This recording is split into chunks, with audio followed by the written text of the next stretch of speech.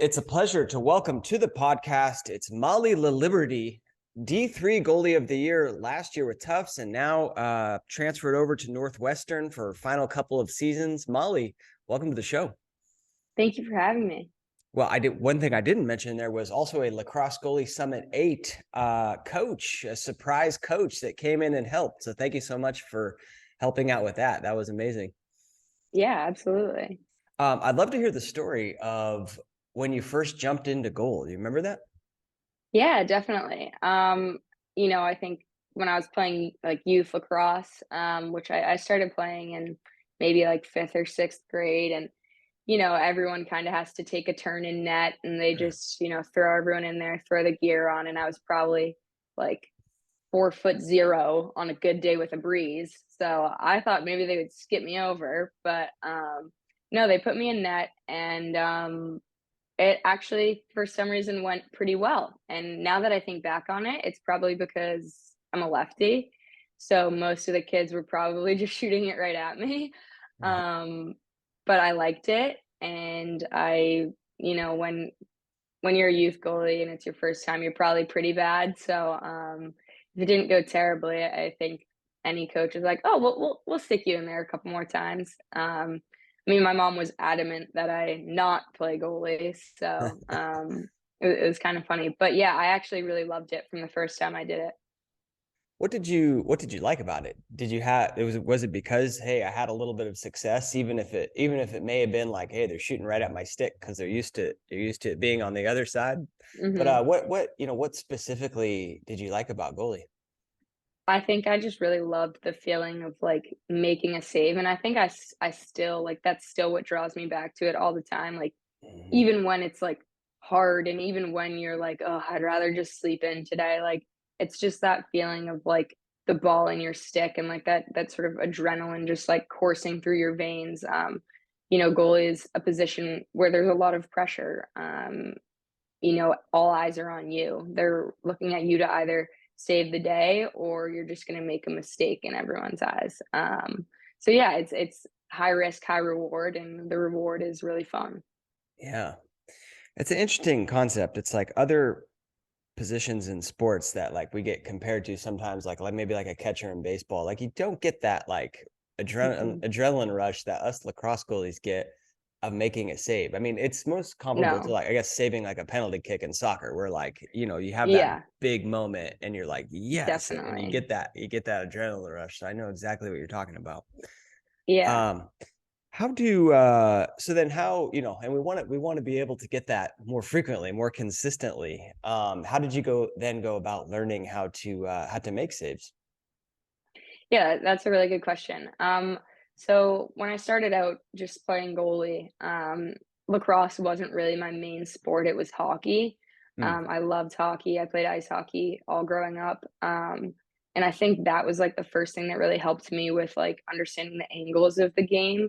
And I've always played a like fairly high arc, which isn't necessarily how hockey goalie works, but with the size of the net, I think it just applies a little bit more. And then once I got to like sixth or seventh grade, and it really started to appear like I was gonna be playing goalie more consistently, I started working with like a local goalie coach. And I've actually been working with him ever since then. So that's been like 10 years, which has been wow. really cool. hmm Who's that? And where'd you grow up? So I grew up in Newburyport, Massachusetts, which is about like 40 minutes north of Boston. Mhm. And the coach's name is Joe Delano.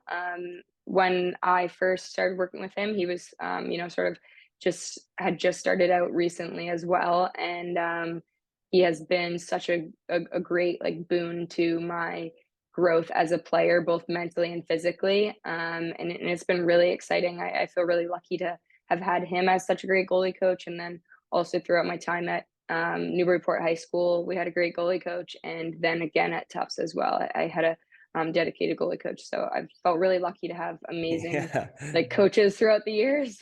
Yeah. Now don't tell me on your club team you had a goalie coach too. That would just be the No, no, entire like that would be no, but yeah, that's amazing. Cool. I'll have to get in contact with him, maybe get him on the show. What yeah, he's awesome. yeah.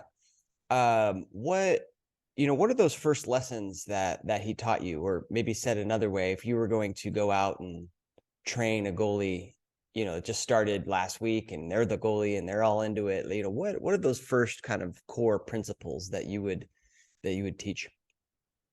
Yeah, I mean, there's of course like learning how to hold your stick in your hand and all that good stuff. But I think maybe in recent years that's kind of taken a back seat as there's a little bit less like this like standard stance for every goalie. Everyone plays a little Mm-hmm. differently. So I think Mm-hmm. that's kind of how we started out, but now it's a little bit more lax. If I were gonna coach a goalie right now who had never really played before, the first thing I would do would be to work on, their reaction and maybe some hand-eye drills just to try and get them not so scared of the ball. When I started working with Joe, my goalie coach, we only used tennis balls to really decrease that fear of the ball, and I think that's something that has like stuck with me to this day. You're basically rewiring your brain. We're like evolutionarily supposed to duck when something's coming our way, but I think not being afraid of the ball has been really helpful to me as a goalie, and I think trying to eliminate that while working on explosiveness to the ball would be the first thing I would start with a new goalie.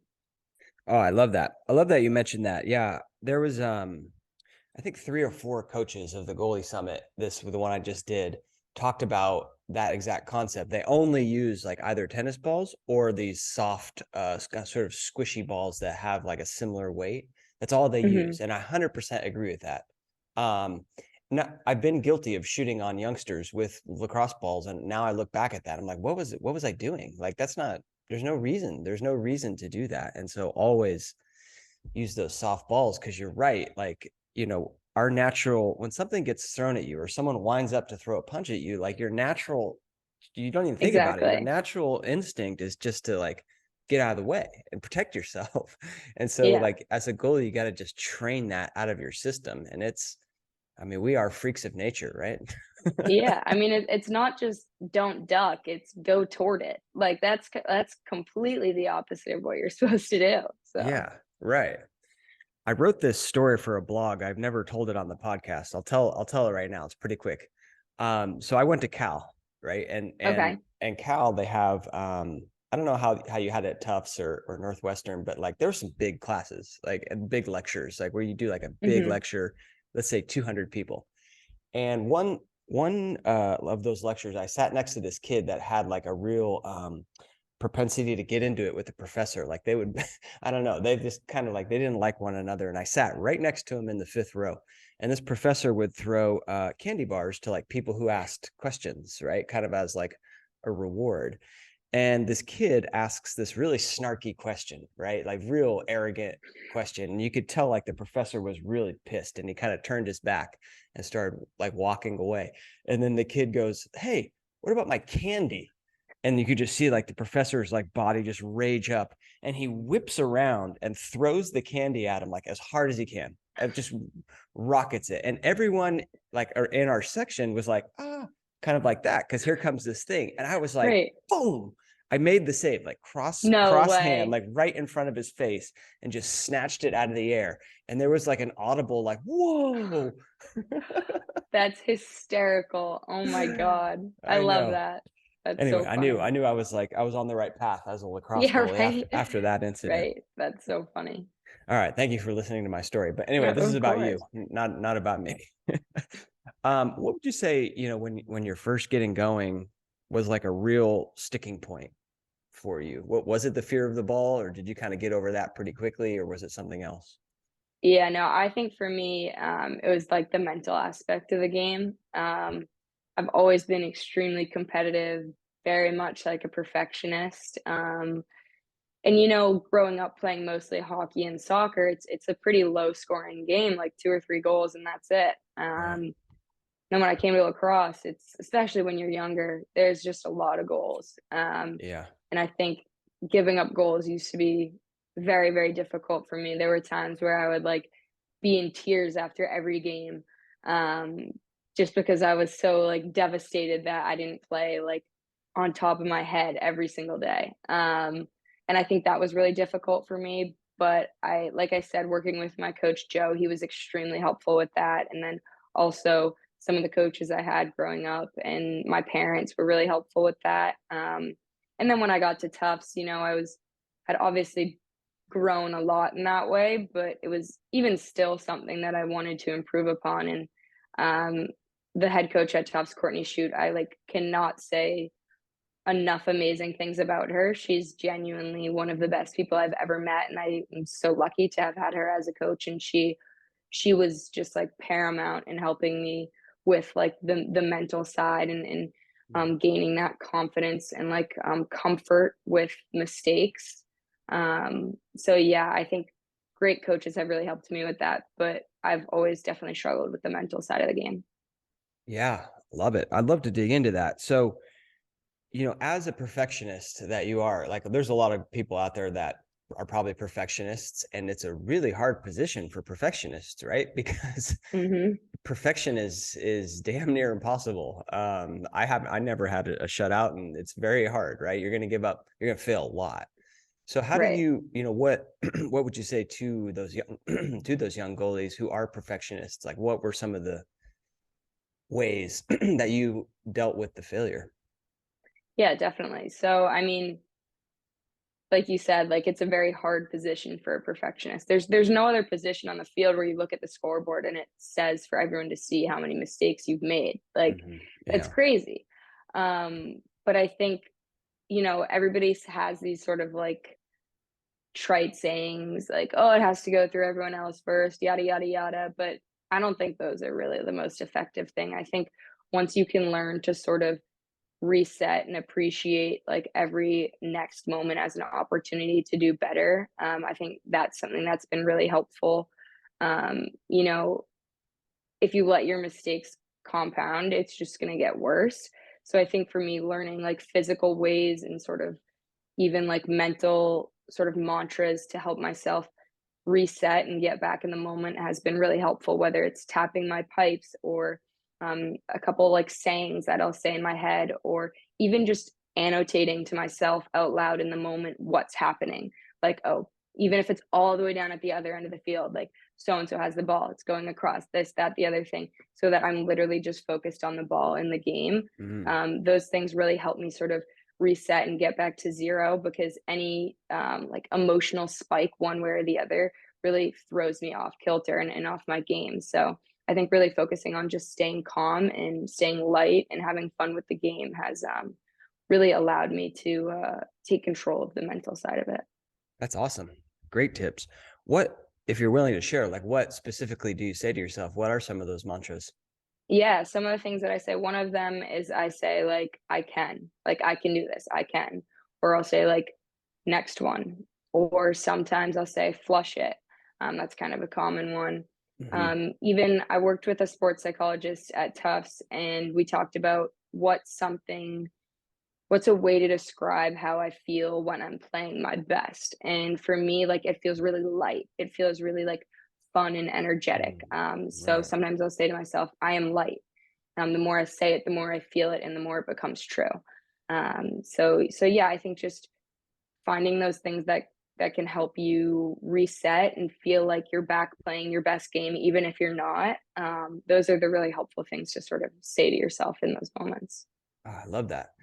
I love that. Yeah. And it's not even saying it to yourself in those moments. Like it's saying it like all the time. Cause we Exactly. had a sports psychologist on this last goalie summit, and he was talking about how a lot of times, athletes will start to like try and say that when they get in the big moment. They'll try and use their mantra. But like your emotions impact your thoughts, like and vice versa, right? But so at that time you have so many emotions like running inside your body and inside your head. It's like, do you really believe that? Do you really believe that? And probably not if that's the first time you said it. But if it's something that you say every time that you step on the field, then yeah, you are going to believe that. Yeah, absolutely. And it's not something that just works when you pull it out of your sleeve that one time you need it. It's something you Right. have to practice just like anything else. I mean, you wouldn't try a behind the back clear if you've never done it before. So why would you try this mental technique if you've never practiced it day in, day out? Exactly. Right. Exactly. I think a lot of people learn a mental technique, try it once and be like, oh, this didn't work. But it's like the gym. Yeah. It's like the gym, or like Mhm. that behind the back pass that you mentioned, right? Like you got to do 1,000 reps, and then like you're like, okay, cool. Now I got this. Exactly. Oh, I love that. That's awesome. Um, well, let's stick with the mental game a little bit, because that's what we're talking about right now. Tell me a little bit more about, that sports psychologist that you worked with at Tufts. I mean, I want to talk about your recruiting journey too, Awesome. but what a great a resource, right? What are some of the other sort of lessons, or I don't know, main things that you learned from this person? Yeah, so I would say that's like the main thing we worked on, and like techniques on how to stay sort of like in a balanced region. There's this sort of like inverted U Hmm. curve Yeah.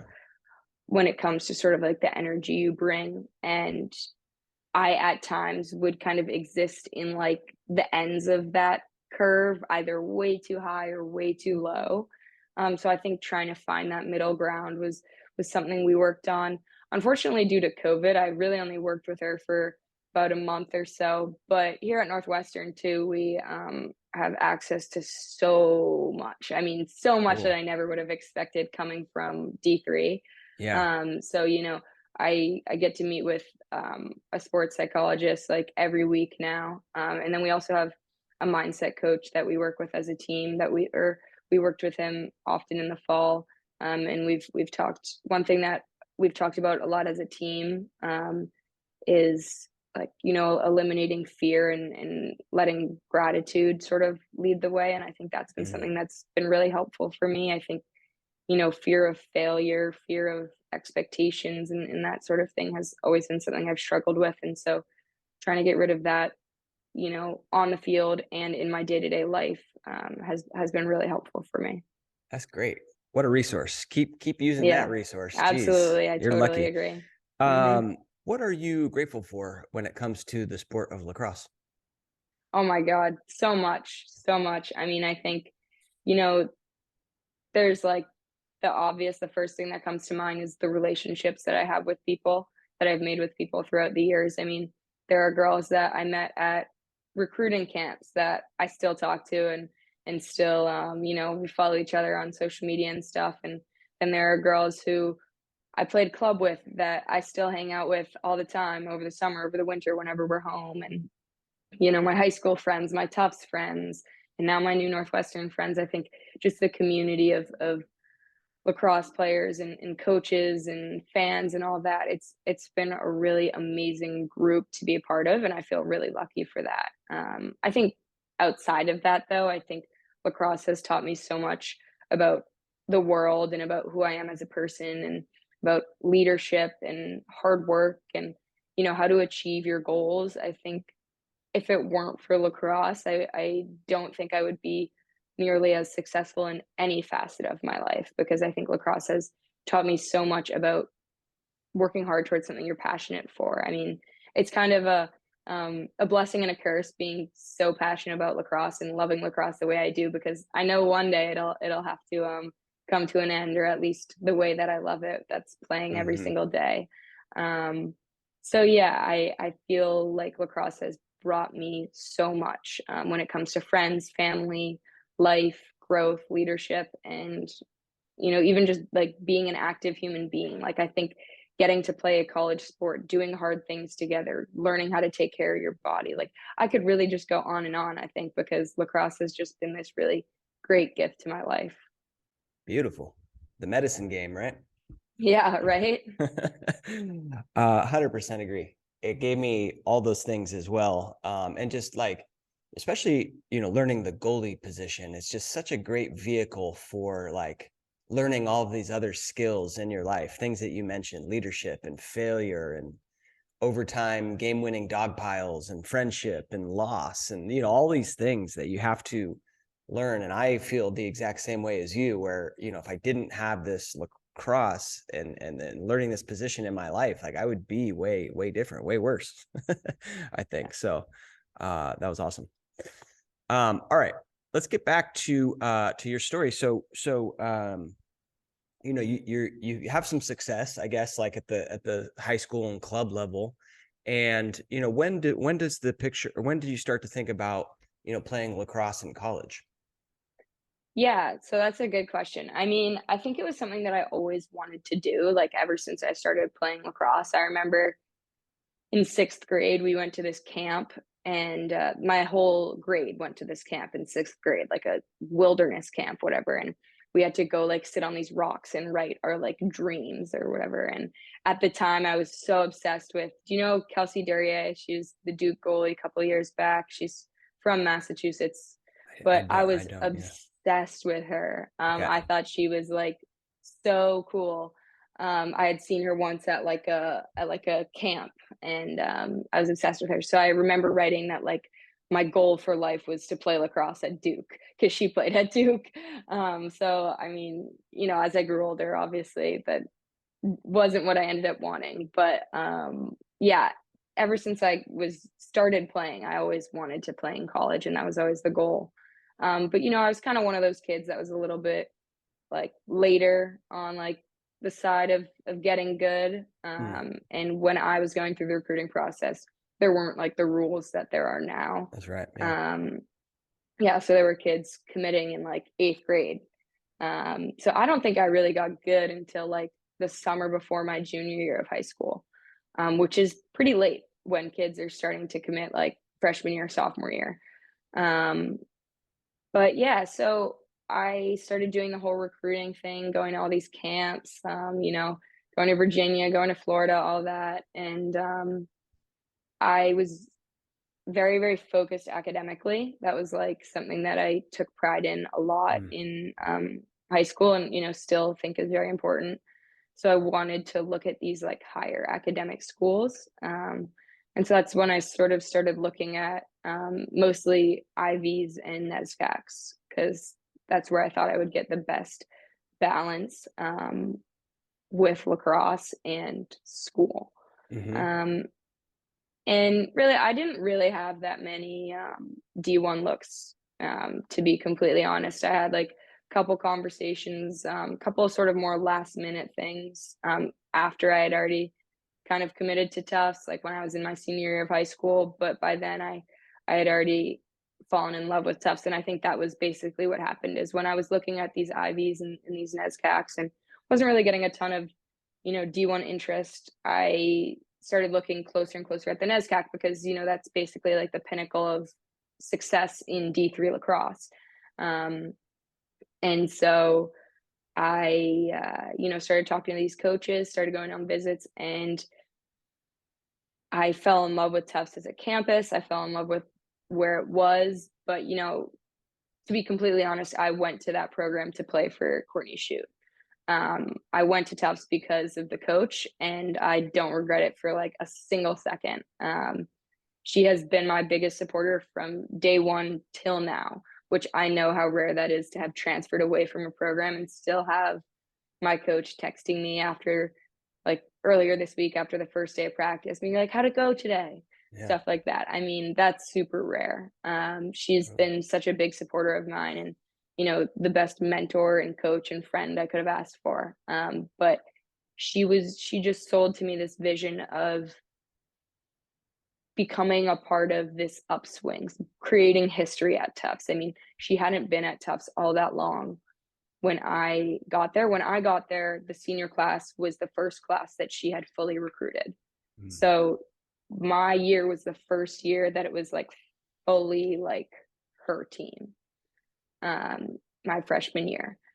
But and it was just so exciting to be a part of something like that. I mean, going from the year before, when I was a senior in high school, they finished, sort of upper middle of the pack in the NESCAC, to my freshman year losing in the Final Four, which was like after winning 19 games in the regular season. Like that was something that we never thought was going to be possible. And I give all credit to Courtney Shute and her coaching staff, and the sort of ideals that she set in place in that program. And so that's why I wanted to go to Tufts. And I think maybe just short of the actual title, I accomplished everything that I ever wanted to there as well. that's amazing. One of the things that that you talked about in the goalie summit. Coach Mo gave you a call, right? Hmm. And you talked about, in the recruiting process specifically, that was the topic, being sort of true to yourself, right? And really analyzing what you want. Like, I think, and correct me if I'm wrong here, but, there was some pressure on you, like, hey, you're a great goalie. Why don't you go to D1 school? Right. Yeah, And you absolutely. talk to me a little bit about that, about what was going on Yeah. there. So I think sort of, you know, I don't know if you're familiar with how the rules work in the NESCAC, but you actually can't, even before all the NCAA rules came into play, you couldn't commit to a NESCAC school until the summer before your senior year Okay. because you needed to get academically cleared, sort of similar to an Ivy League school. Um, and so it was about a week before that. I mean, I had already done the whole recruiting thing, had narrowed it down to my top three in the NESCAC. But if I'm being completely honest, everybody, including myself, all the coaches knew that I wanted to go to Tufts. I was saying Tufts is my number one, Right. but you're my number two if that doesn't work out. I wanted to go to Tufts. Um, and it was about a week before that. And I got this kind of last minute look from this really good D1 program with great coaches. Actually, there were a couple that happened in this summer before my senior year, a couple looks from these D1 coaches of really strong programs. And I sort of had this last minute panic, like, oh my God, should I go D1? Like, Right. what should I do? What do I do? And I remember I can't even remember, I think I told my sister, I have a twin sister, and I told her about it all and how I wasn't sure what to do. And she was like, what?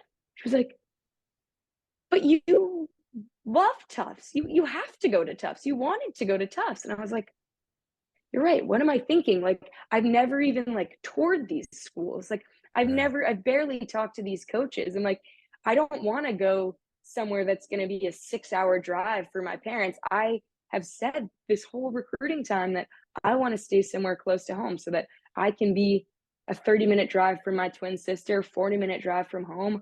I want to go where my friends are going because I had friends going to Tufts. I want to play for Courtney Shoot. I want to do this, that, and the other thing. I was like, I'm so just being tempted by that like green armband at all these tournaments to say I'm committed D1 or whatever it is. And um so I think at the end of the day I sat down with my family and really just talked it through what I wanted and what made sense. And there really is this like strong pull, and I think from social media and from this sort of like hype to like go D1 if you have the Right. opportunity to. But I think really you should just go where you're going to thrive, because I mean, look at me. Like, if there's always opportunities. You never know what's going to happen. But I think that if I had tried to go D1 from the get-go, I don't think I would be nearly as happy or nearly as full as a person, if that makes sense. Yeah.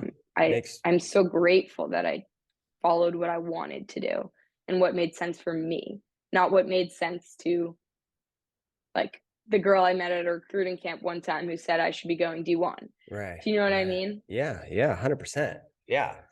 Um, I mean, I have a similar experience as well. Not that I got recruited to play D1, but I played in the MCLA and just had an amazing experience, like an amazing lacrosse experience, and all of those, skills that we talked about learning. Like, yeah, I mean, you can learn those and have a great experience in any different program. So yeah, I totally understand what you're saying though. Like, there is a lot of pressure, like, oh, you're a great goalie, go D1, like, or you see these clips on Instagram, like, these are the top programs you should be going to. And it's like, don't worry about what's going on over there. Like, worry about, what's going to be the best fit for you. And it sounds like Tufts was it. So that's awesome. Yeah, absolutely. Yeah. And then what a career. I mean, you only won two goalie of the year, right? I mean, pretty Yeah, I was good. really fortunate to have, such great defenders in front of me every year at Tufts. I think that's something I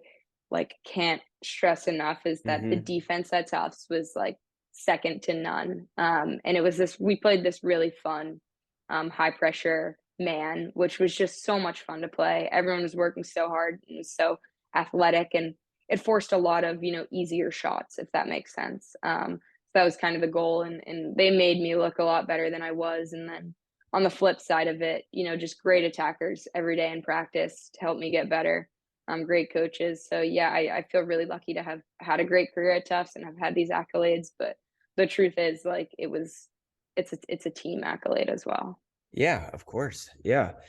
Um, what it, I gotta admit, like my knowledge of women's lacrosse defense is pretty low. I need to spend some time studying it. But like when you talk about it, like a high pressure man and like seeing the shots, are you talking like I'd see a lot of shots outside the eight? Because women's goalies, geez, I mean, the majority of shots that you guys see are like Yeah. right on top of you. But talk to me a little bit about that defense if you could. Yeah, no. So I definitely wouldn't say mostly outside the eight. We did play, so our man was, more up making contact toward the 12, Mm-hmm.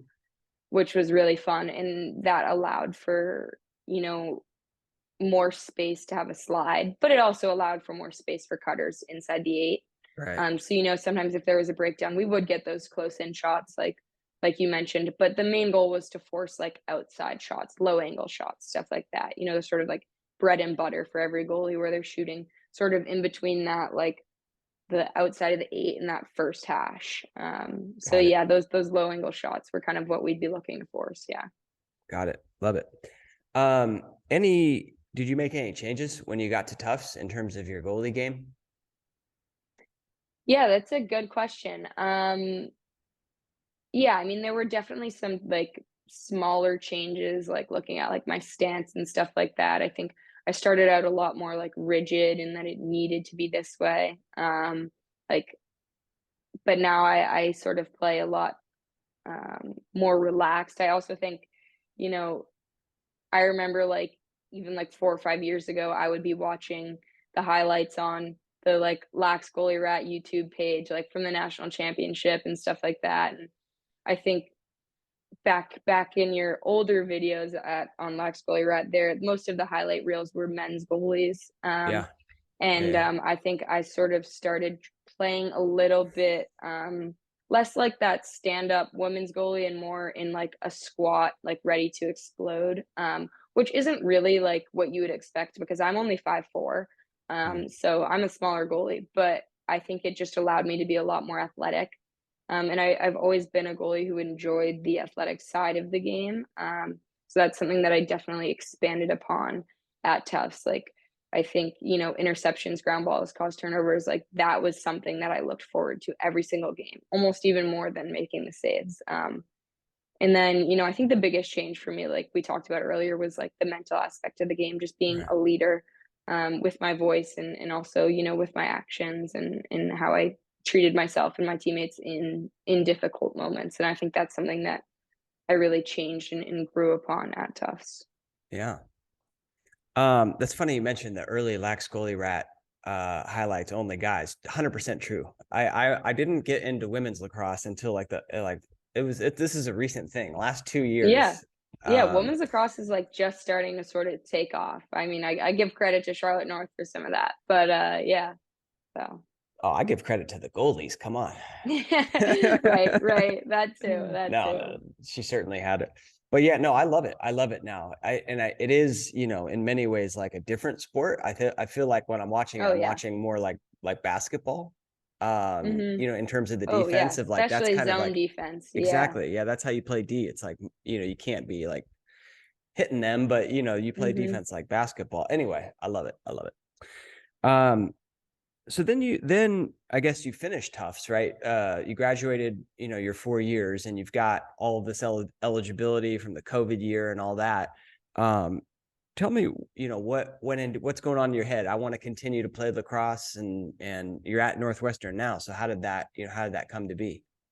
Yeah, that's a really good question because I was like sure that I was done. I mean, I thought about taking another year at Tufts, but um, it just didn't really make sense for me personally. I mean, at Tufts, D3 and SCAC, there's no scholarships or anything like that.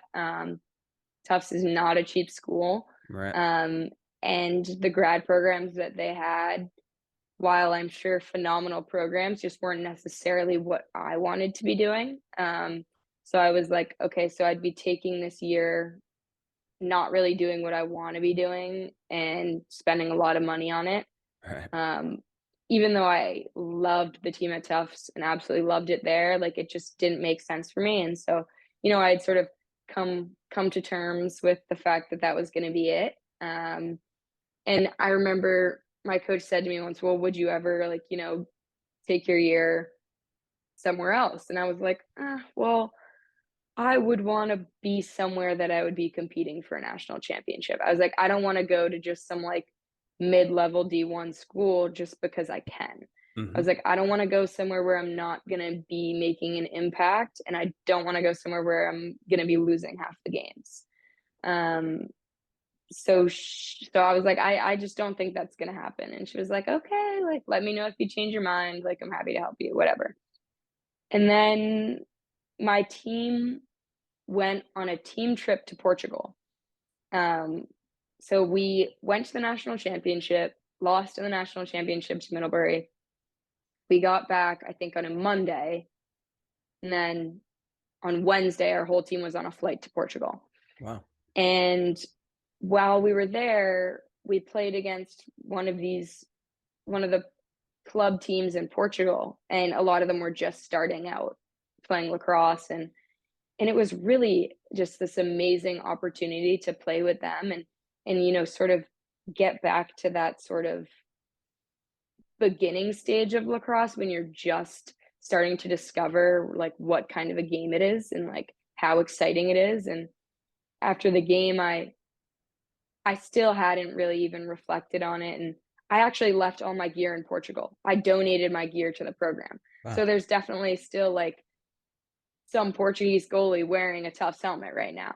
But then, as our trip in Portugal continued and I stayed in Europe a little bit longer, I was in Spain, and I was like, I don't think I can do this. I don't think I can be done. Hmm. And I had a job lined up. I was supposed to start the next week. And I was like, I think I need to I think I need to keep playing. And so I ended up, deciding that I wanted to do another year and seeing how that went. And, I ended up deciding on Northwestern and quit my job. And here I am now. And I could not be happier that I made that decision. That's awesome. Great, Yeah. great story. Yeah. Well, congrats on Thank you. continuing lacrosse. I think that's the right move. The Yeah, I working think world is so going to too. be there for you.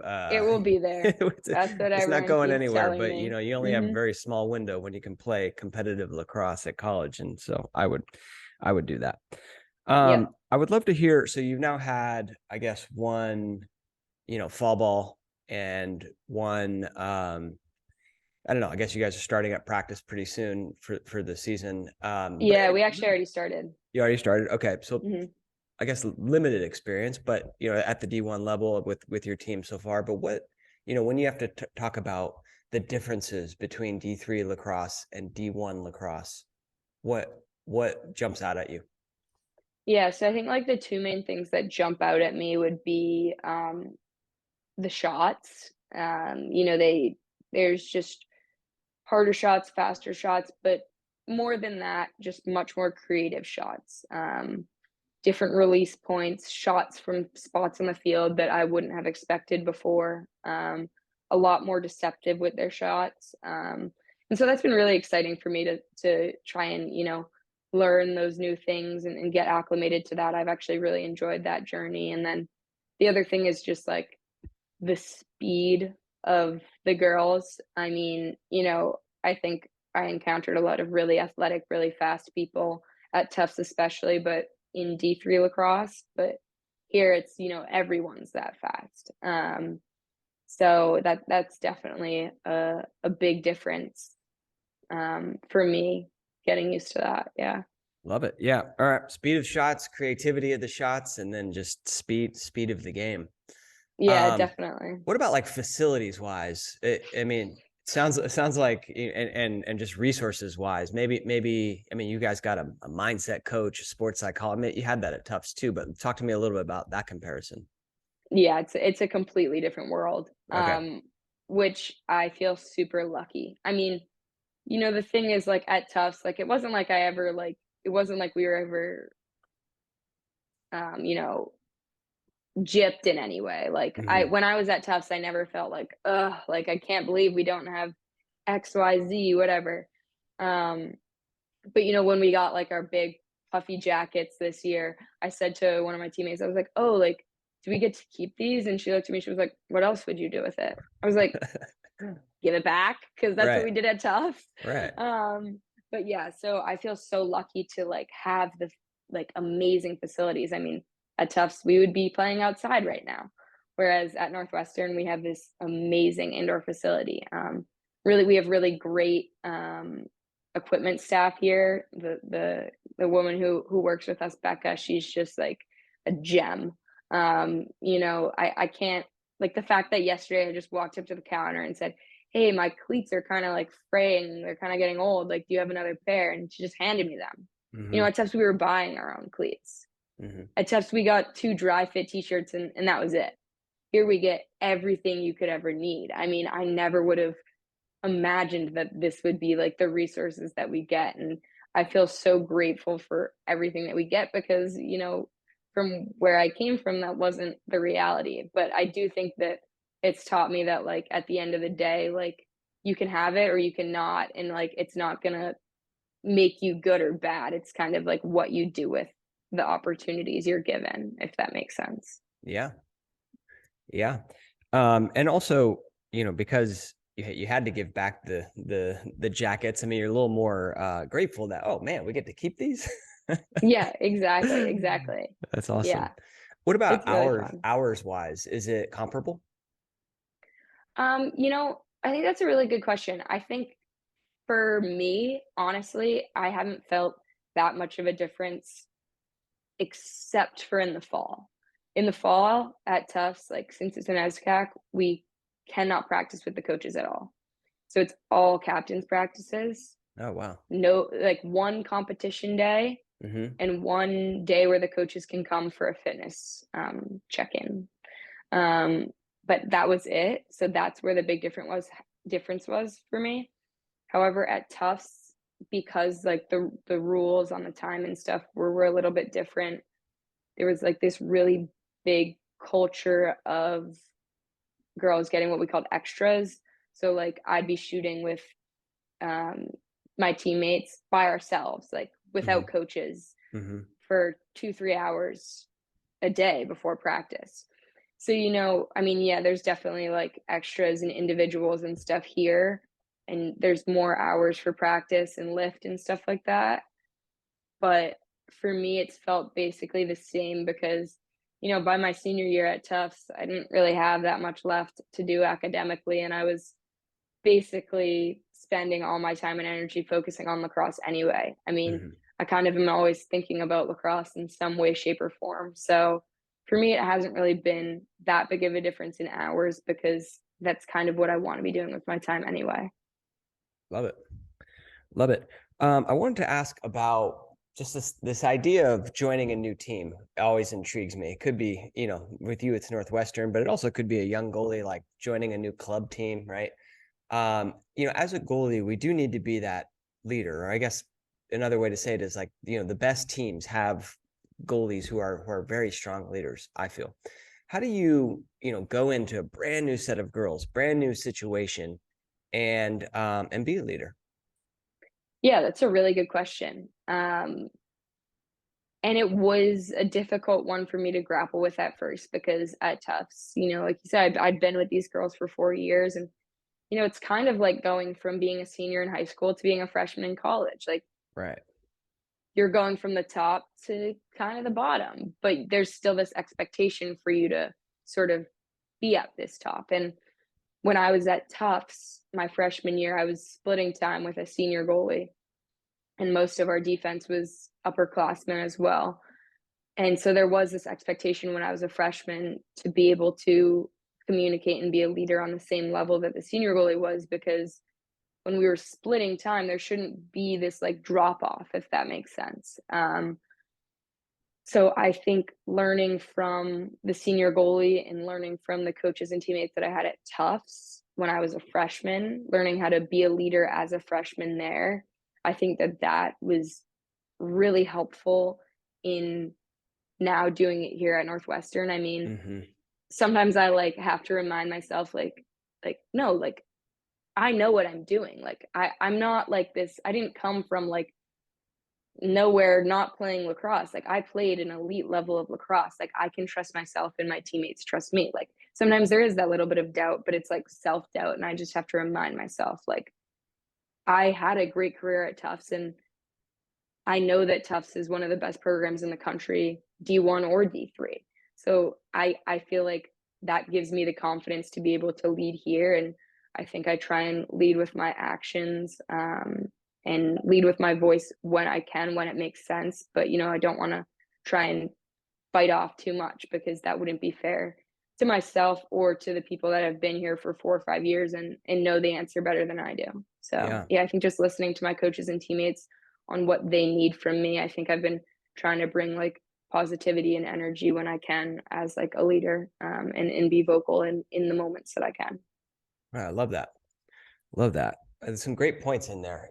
It's so easy when you get in a new situation to be, to not have that confidence because it's new, right? But Hmm. just thinking back and relying on like, well, I've done this, right? Or I am a good goalie. I am a good leader. I am a good brother or sister. Like, just kind of like, Right. reinforcing that confidence is what your mind needs, right? I mean, that's part of the mental game Absolutely. that we were talking about earlier. So, Hmm. well, that's awesome. Well, wish you tons of luck. Do we know who's going to be the starter yet, or are we still battling it out, or what's at Northwestern? Sorry. I wasn't sure if you meant our first game. I was like, oh, that's Syracuse.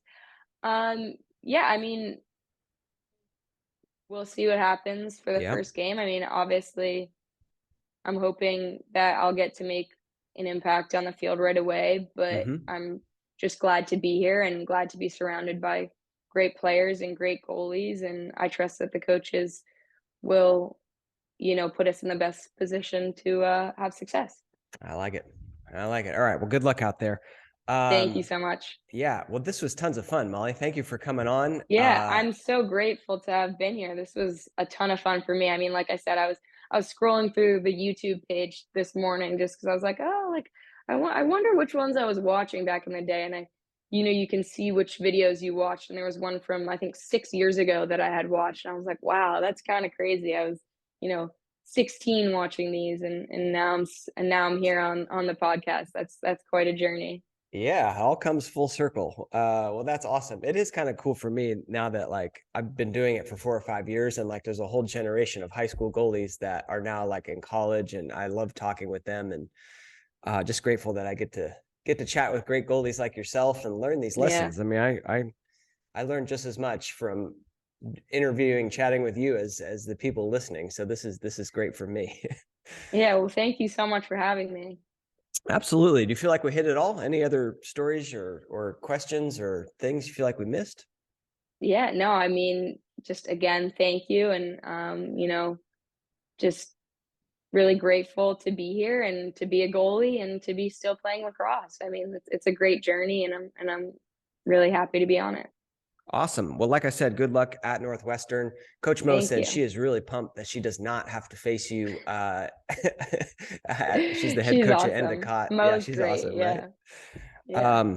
Cool. If people want to follow you, get a hold of you, should I send them to your Instagram? Yeah, that'd be great. Okay. I'll send them there. And Molly, if you had to leave the goalies with one final piece of advice, what would that be? Have fun and save the ball. Simple. Molly, thank you so much. Simple. Thank you.